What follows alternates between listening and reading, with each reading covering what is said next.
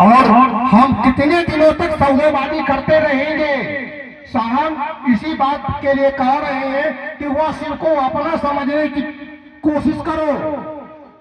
यदि उसकी इच्छा से हम आप इस धरती पर आए हैं, यदि उसकी इच्छा नहीं होती हम आप धरती पर नहीं आते।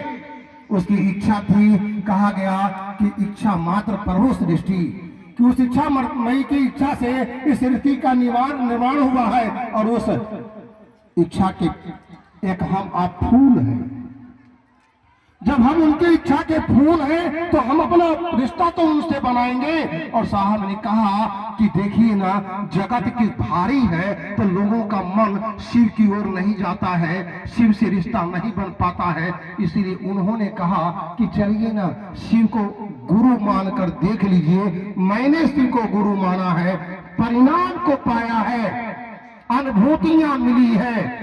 और तब उनकी बात लोगों के बीच में आने लगी कि वो शिव मात्र नाम के गुरु नहीं है, वो काम के हैं। आप बहुत सारे हमारे गुरु भाई बहन होंगे, जब तक किसी के जीवन में अनुभूति नहीं हुई होगी कुछ भी हो, तब तक आप शिव चर्चा में इतना दूर दूर से नहीं आए होंगे।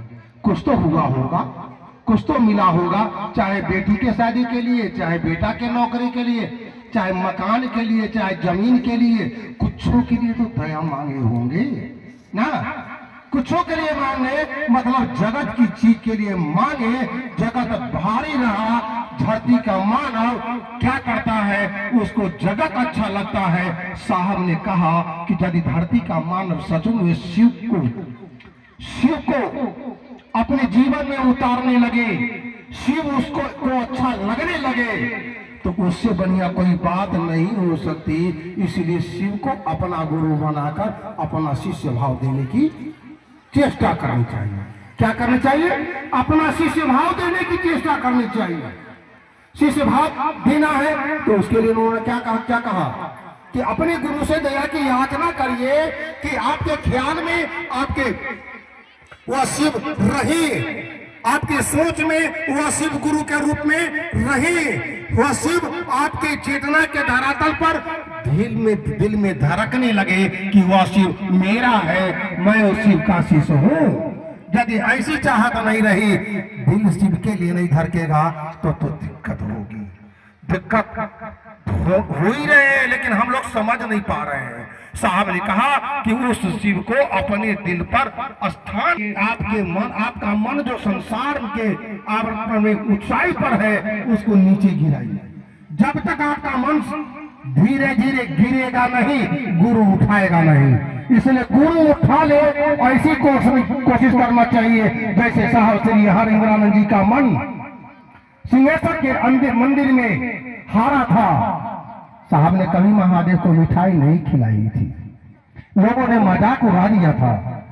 और साहब ने अपने ऑफिस से निकलते हैं, गाड़ी स्टार्ट करते हैं, डेरा पर जाते हैं, दीदी माँ को गाड़ी में बैठाते हैं, हलवाई की दुकान पर जाते हैं, 50 पीस मिठाई लेते हैं। रास्ते में राजेंद्र प्रसाद यादव जो उनके शमशान के साथी थे, बाद में बिहार सरकार के राज्य मंत्री हुए थे, उनको साथे बैठाते हैं गाड़ी में और जाते हैं सिंहेश्वर के मंदिर में।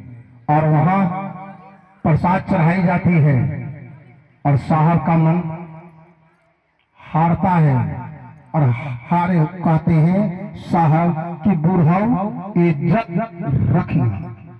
साहब का मन हारा ना, परिणाम आया ना।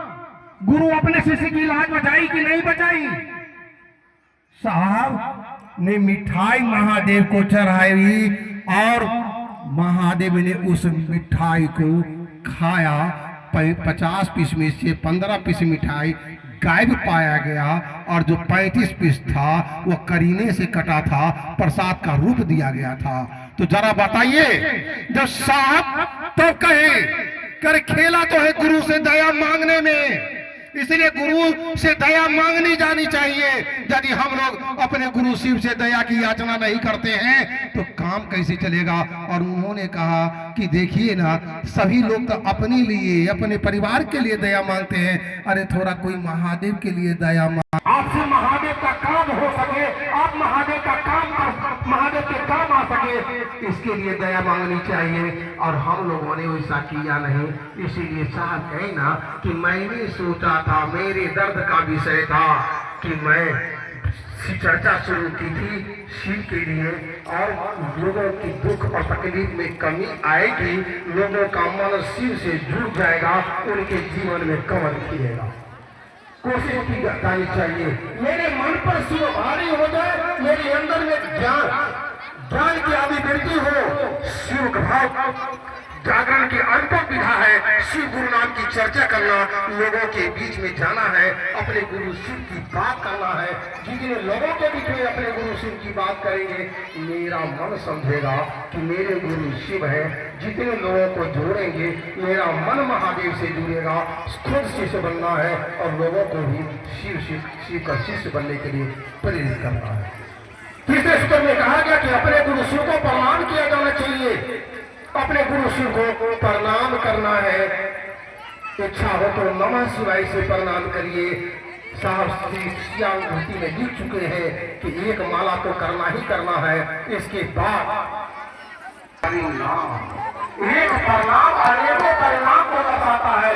इसलिए हमको आपको चाहिए कि मन वचन कर्म से अपने गुरु शिव को प्रणाम करें।